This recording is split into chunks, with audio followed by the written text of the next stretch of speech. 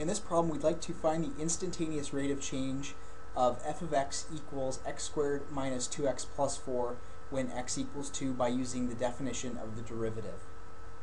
Okay, so first of all, we should probably take a look at the graph of this just to see what we would expect the slope to be around x equals 2. You don't always have to do this, but this just helps to make sense out of it when you come up with an answer to say, does this seem reasonable? So we have x squared, and we have minus 2x plus 4, and I'm just going to go to my zoom, and I'm going to do a standard zoom to see if I can find a piece of that graph in there, and I can. So at x equals 2, that's right here, it looks like the slope is going to be positive because this is moving upwards. The outputs are increasing.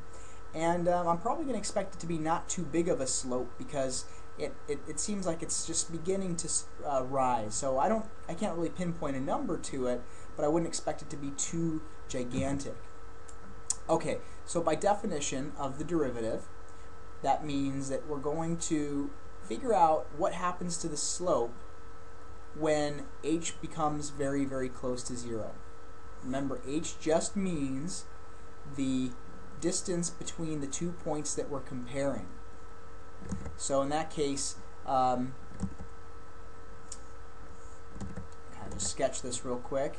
If this is x equals 2, then I'm going to try to basically squeeze those points really close together until basically I have a very, very precise estimate of what the rate of change is. In fact, it's not even an estimate anymore, it will be exact. So sorry, I'm going to do a 2 in here since I want f of 2, and a 2 there, and a 2 there. And now I've got to find the two pieces in my numerator, so f of 2 just means the output. What is the output right there? At x equals 2, what do I get for an output value? So I'm going to plug in 2 squared minus 2 times 2 plus 4, and that's 4 minus 4 is 0, plus 4 is 4. So I get an output of 4. Now I want to do f of 2 plus h. Remember, that just means take what's in the parentheses and plug it in for x. So 2 plus h squared minus 2 times 2 plus h plus 4. Well, this is where I've got to FOIL a little bit. So remember, don't just square the 2 and the h. This means take 2 plus h and multiply it by 2 plus h. Here, if I distribute the negative 2, I get negative 4 minus 2h, and then plus 4 over here. So now I FOIL, so I get 2 times 2 is 4, 2 times h is 2h, h times 2 is 2h, h times h is h squared. Now, if you're one thing you'll begin to notice is the value that you get out here, which in our case is 4, and the constant that comes out of this should be the negative of that value. So notice I have a 4 here, which will cancel with a negative 4 here. And then I have, well, one 2h here that cancels out with a negative 2h right here. And, well, what do I have left?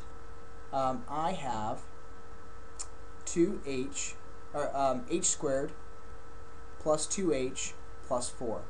Okay, well, I have an extra 4 left over, and this is what I'm talking about, that this guy, f of 2, is going to have a minus 4, and this guy is going to have a plus 4, so they're going to end up canceling each other out, giving us only terms that contain h. So let's go ahead and plug this back in. So we have the limit, as the points get really, really close together, of h squared plus 2h plus 4. That's my f of 2 plus h. And then I have minus f of 2, which is f of 2 is 4. So I've got that minus that, divided by 2 plus h minus 2. Now, one thing you're also probably noticing is, gosh, every time I do this, the constants cancel out and I'm left with just an h in the denominator. And you're absolutely right. So here, the constant's going to cancel out, the 4 and the negative 4, which is just going to leave me with the limit as the points get really, really close together. Notice that I haven't specified how close they are together. I'm just symbolically saying they are h units apart. And I'm going to divide that by h. So using my handy-dandy algebra, I'm going to cancel out an h if possible so that I can get this sucker out of the denominator. And we see that if I factor out an h out of the top, I have h times, and then that leaves me with just h to the first power. Factor out an h here, so that just leaves me with a 2 over h.